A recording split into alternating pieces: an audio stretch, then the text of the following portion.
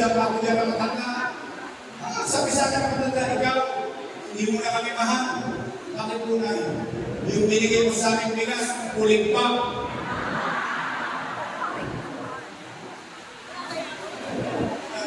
Totoo. Pati yung sulpags na wala na rin. Ito, hindi naman yung issue pa naman. Talaga? Well, anyway, sabi ko sa matanda, ay, yan po yung na-price, yan po yung pinakamahal na bigas sa buong mundo.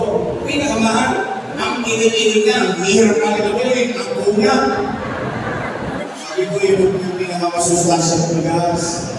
Gusto ko lang maliparamdam sa iyo na yung nakakain ni Heidi ang susunod kaya na ating anong malaman. Kasi nga gusto ko ulit na, gusto ko binamika, gusto ko malusog. So naman na lahat ngayon, tingnan niyo. Kung hindi pakunti ng pakunti, mahirap na mahirap, pabala ng pabala, yung mga nasimula ko sa senior citizen. Pero kung makagasto sila sa Sumba, sa Roas Boulevard, milyon-milyon. Kung makagasto sila sa Pasusyo sa Sityon, milyon-milyon. Pagdating sa matanda, pabala ng pabala. Kaya ginagawa yung kahit natawin ko ka. Kaya ginagawa, bakit kayo meron reforming? Losartan, vitamins, ensure, allowance, birthday cake, naperigano pa kayong extra, pagkapasok bakit? At parang small day sa akin. Alam mo bakit? Kunti na lang kasi birthday nyo eh.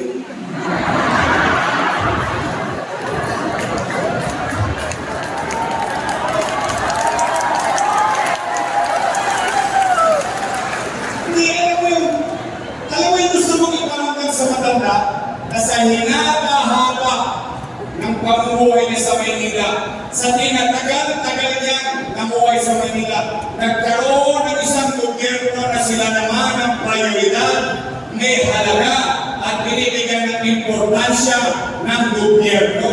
Yung alam mo yung pag matanda, kapag nangingiti, natutuwa ka na. Kaya totoo yung sinasabi ni Chichi, lupapa kami, nalalamot pa ako namin, kayo matitigas, inalagayan mo kami. Kayo matitigas na ako namin, marunong na ako tuloy kami naman ang magdalagas.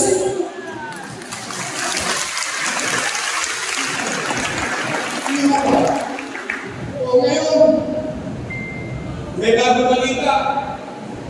May chismis ako na lang. Kasi yung mga yan, chismosa talaga kayo. Sabi ng nakaupo, gagawin na daw 1,000.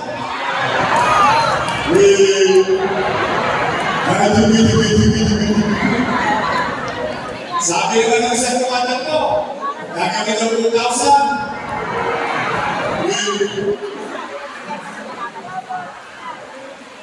Nay, sa nagawa ng akin ito. Akala alam tayo kung magkano. Hindi nila naiintindihan. Yung itinatapos lang kami ng ilong, iniayabang lang natin bilang senior citizen ng Maynila, na ngayon, kami mga senior, may halaga. May importansya, prioridad kami ng pamahalaan. Hindi naman yan magkano eh. Sa tulong mo napapagalitan pa kayo ng anak nyo minsan eh. Nay, ang init-init ng araw, huwag kayo lang yan, ako na magbibigay sa'yo. Ano sabi ng maganda? Ayaw ko na pera mo, gusto ko kayo may. Iniyayaman ba na yung mararamdaman mo na mahal ka ng gobyerno? Hindi kung magkano, reklamo sila na reklamo, walang pera, kaya walang gawin sa health center. Reklamo sila reklamo, walang pera, kaya walang gawin sa ospital. Pero may Oktubre, nagkapera. Okay lang ka. January, sige, magbibili tayo ulit. January, February, March, bakit ka? Tatlong ulit. Tama? Bigayan ng April. Tama? Ano susunod sa buwan ng April? Mayo. Ano kaya sa Mayo? Eleksyon na! Siguro naman, alam mo yung kailan kung bakit nila ginagawa yun ngayon. Alam niyo po? Talaga? Eh, wala tagkaw. Basta, bagay. Kayo. Alam niyo na ang tama. At mali. Basta ako, I trust you. Yes!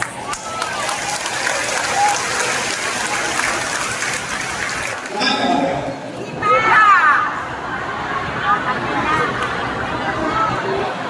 Hindi ba yung bahay? Nasa ako hindi ba bahay?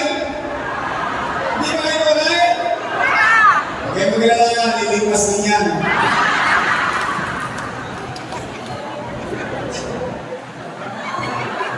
Ano yun ba? O sige, Tay! Tay! Tala-tala! Umuwi kayo! Umuwi kayong mabusog ng pag-asa. Sa pag-asa ka lang, mabusog kayo ngayong araw na ito. At sabihin niyo sa inyong mga anak, mahal sa buhay, may awa ang Diyos. At sabihin kami niyo, nakabalik tayo, ibabalik ko ang lahat na nawala sa Senior Citizen.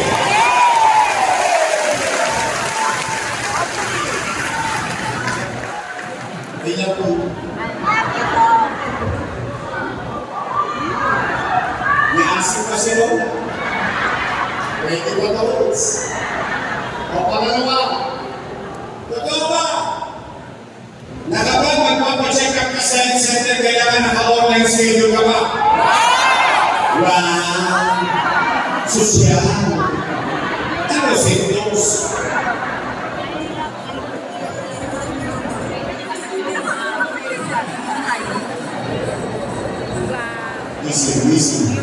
Easy. Puso nyo, makatinig lang yan. Tay. Diyan niyo ka ng leader. Hindi na puluwahan ang katayuan ng kanyang mamayan. Bakit? Tingnan ninyo, online. Schedule. Una, ano kailangan mo sa online schedule? Cellphone. Ano? Libre ba cellphone? Tosgas ka. Sunod, ano kailangan mo? Load. Libre ba load? Tosgas ka. Pangatlo, hindi ka na mag-wait. Hindi ka mag-online.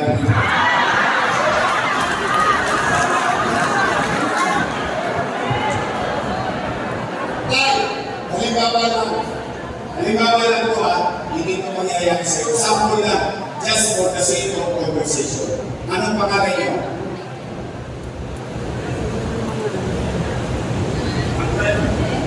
Ako na rin tayo. Halimbawa, si Tatay Manuel, isang araw, hinahabol.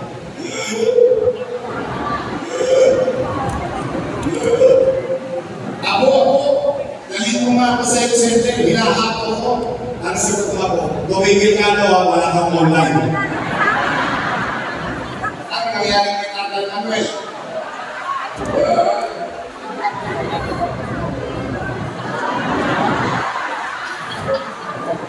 Kunin mo.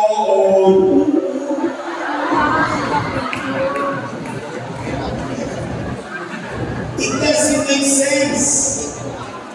Ang health center, the principle behind it, yung prinsipyo ng pagkakatatag ng health center ay hindi para gamutin ka.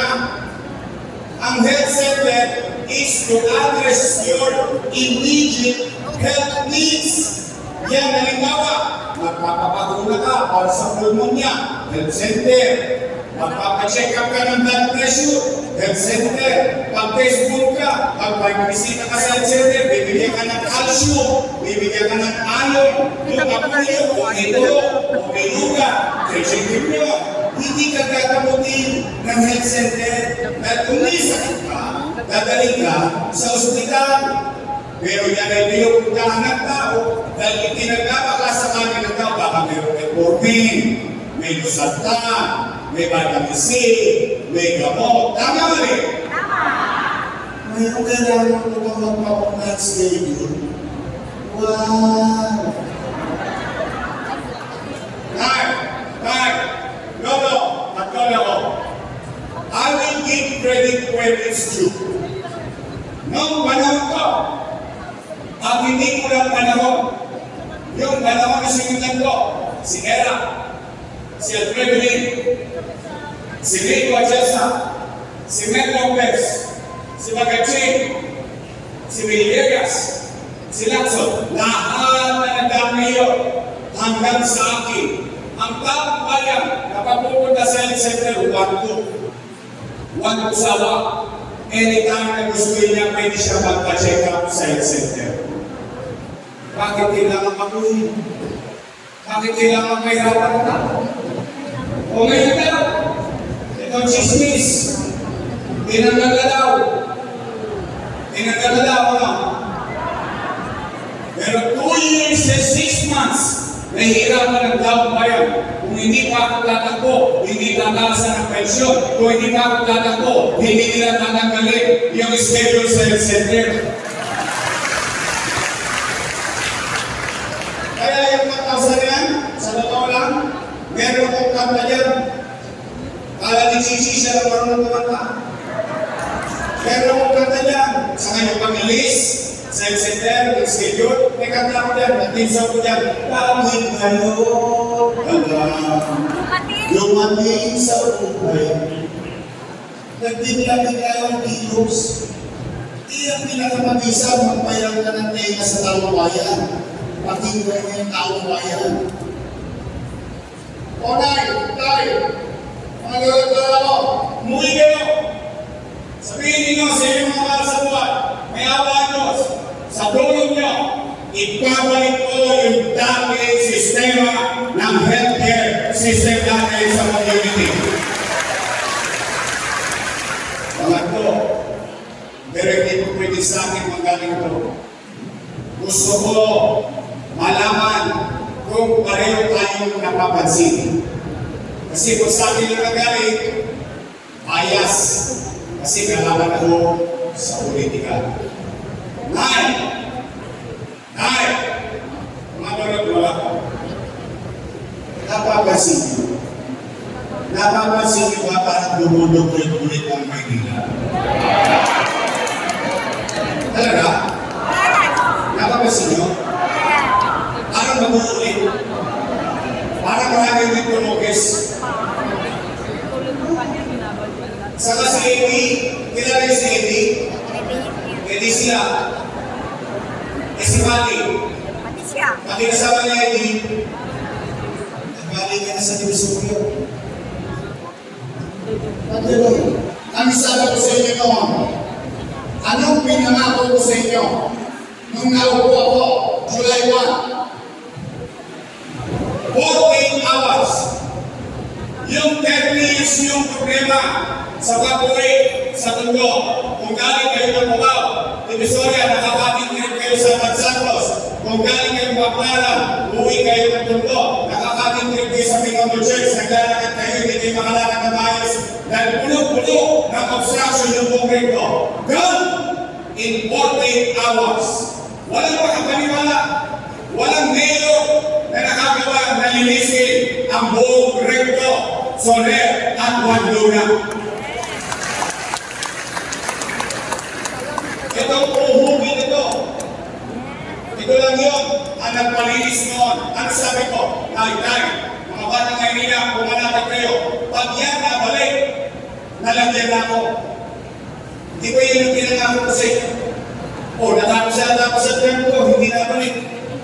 Napapakilabanan ng tao bayan ulit ang kalsada. Nakalalakad ulit ng mga sa kalsada, tao sa kalsada. Ngayon, nagpapalikan na. Tingnan niyo mamaya. Dito, butukan. Pasagin ninyo. Dahil sa nakuman. Umpisa na naman yung 10-10. Ayan na po si Eddie. Andyan na po si Pati. Mag-uumpisa na naman yan. Tingnan niyo na. Tatatlong taon lang ako nawala.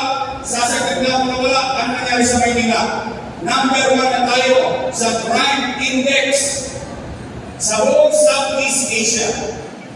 Ano nangyari sa atin? Masyado naman nilang pinabayaan ang ating komunidad.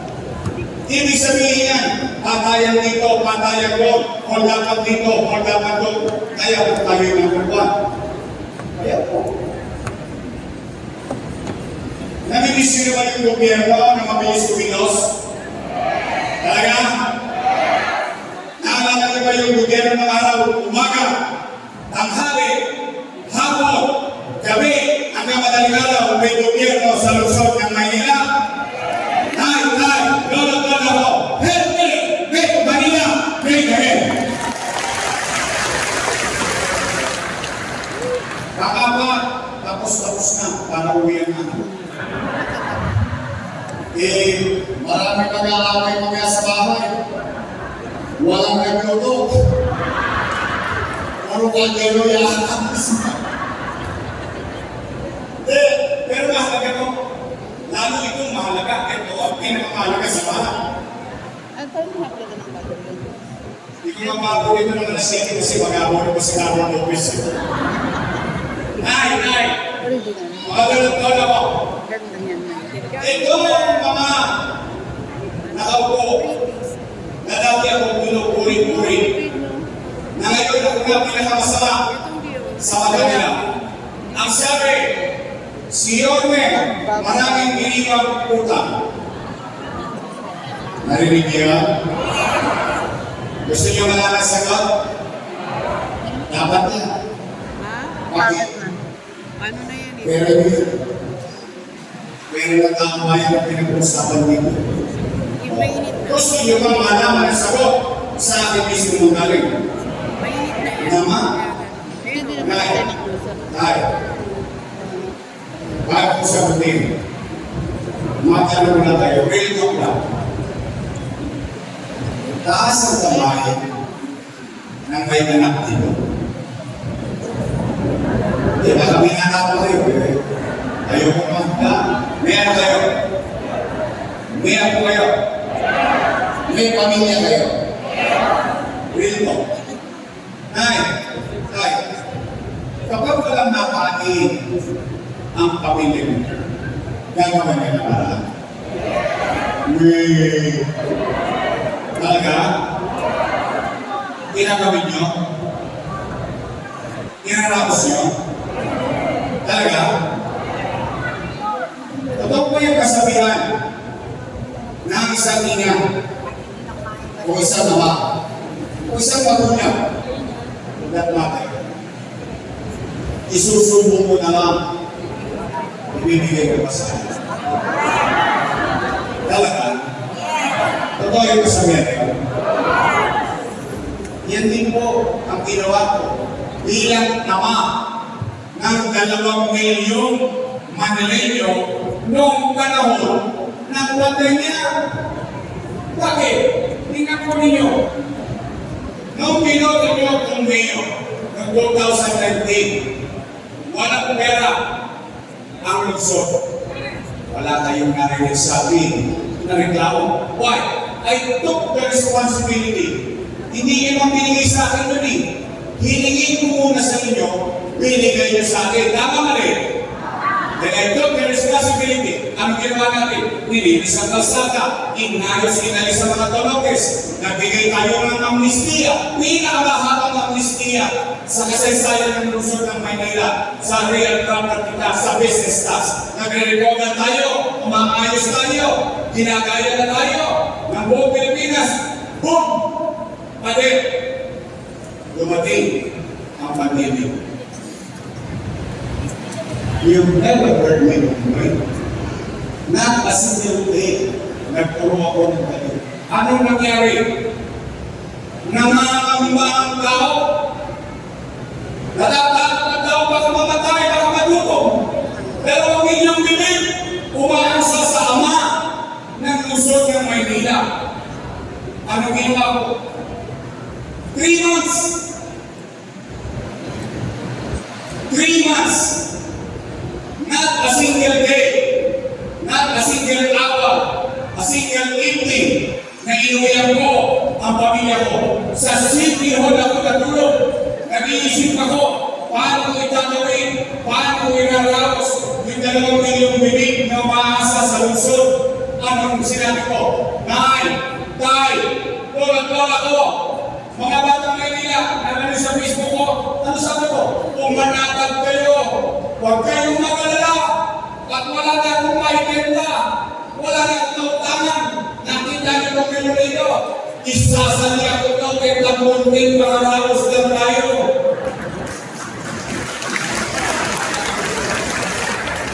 Ano nangyari? Buwan-buwan, nagkaroon ng food box ang mga kalalusot ng Maynila. Hindi pa nauubos yung food box. Dumarating na naman isang food box. Isa lang itatapos mo ng ilong at itapos rin natin ng ilong bilang Batang Maynila. Noong panahon ng pandemya, walang nagdodong sa lungsod ng Maynila. 700,000 families kumakain. Tayo lang sa lungsod ng Maynila ang nakabili ng Remdesivir, Tocilizumab, Molnupiravir, mga haling gamot. Yung ibang sulat pala, ang Maynila meron. Daang-daang libo ang isa, mabuhay lang ang isang pasyente taga Maynila na may COVID-19. Tayo lang, siya sabi po ninyo, i-google ninyo, ang tanging syudad na nakabili ng sarili nating bakuna sa COVID-19. Kaya ang nakunahan natin ng 24 hours, walang tingin. Tayo lang, ang lokal na pamahalaan, nakapagtatag ng COVID-19 hospital sa Luneta, 300 million. Tinapos 52 days. Saan ka nakakita ng syudad? Gumawa ng hospital, 22 days lang, pinakinabangan ng mga COVID patients sa lungsod ng Maynila.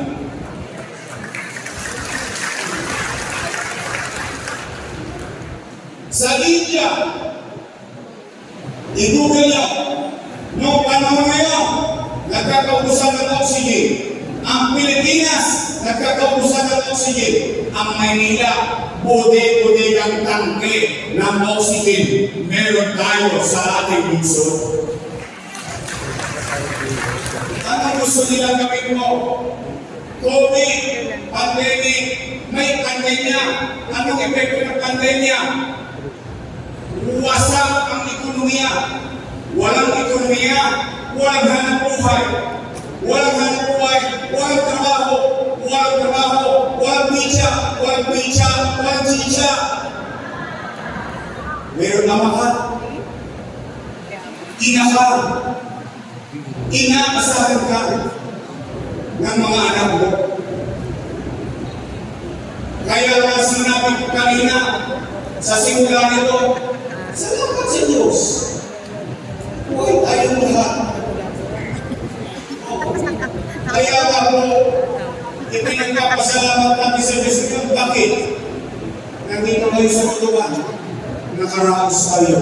Salamat sa Diyos. Ano? Kanina po ng utang. Kaya dapat mo yung malaman. Hindi sa gobyerno. Ang labo mo naman kausap yung nangutang ang Amerika, nangutang ang Pilipinas, tapos nangutang ka rin sa gobyerno. Oo. Para mas madaling maintindihan, i-request na ito ng maayos. Itong mulo ko, hanggang ba, ito ang gobyerno. Dalawang usa, Wakali National Government, Naka City of Manila. Sino may-ari ng landmark? Gobyerno. Sino may-ari ng TPP? Gobyerno. Madaling salita, yung kaliwa, puno-puno, National Government Financial Institution. Siksik-liklik, umaapaw ang pera. Sa kanan, City of Manila, nga, anong ginawa ng mayor nyo? Bumunod sa kaliwa, ipinasok sa kanan ng makaraos ang mga batang Maynila.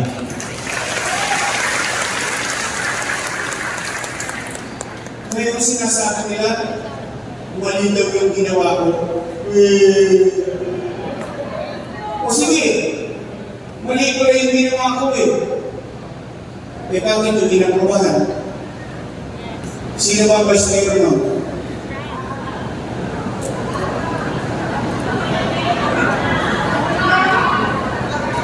Kung ako'y mali, mali din sila. Ngayon, kung ako'y mali, at least nagiging ko sa harapan ninyo. Di ba rin ako maging mali kung sa pananaw ng mga kalata ko, ang mga taga sa akin, ang taong bayan, humihingang ngayon, buhay pa, may pag-asa pa na makakaon kami muli sa kanila na kailangan. O ngayon, reklamo sila ng reklamo, at isipin ko, reklamo ng reklamo, na marami tayong utang. O sige, puro kayo reklamo, puro kayo reklamo, puro kayo reklamo. Pag silayas kayo yan, ako magbabayad ng utang. Because that's how you put leadership. You don't blame anybody. Hindi mo itinuturo ang dalili mo kung kanino. Panindigan mo. Hiningi mo sa tao eh. Nagparoto ka eh. Tama ba? Ang mga nanay ko, mga tatay ko, sino ko talaga akong mali?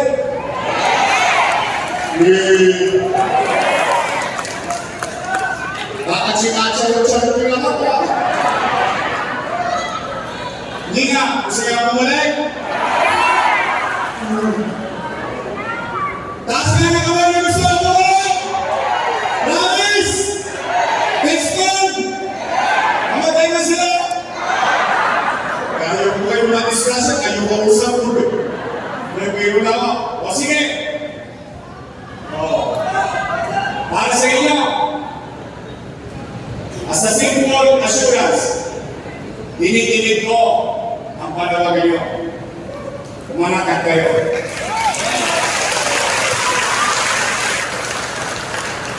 Sa totoo lang, may lang, pampahinga na po ako. Totoo lang. I've been serving the people for 27 years. 27 years of my 20 years. 23 anyos akong nasimula ng lingkod sa bayan. Sariwa po ninyo kung nakuha niyo ako.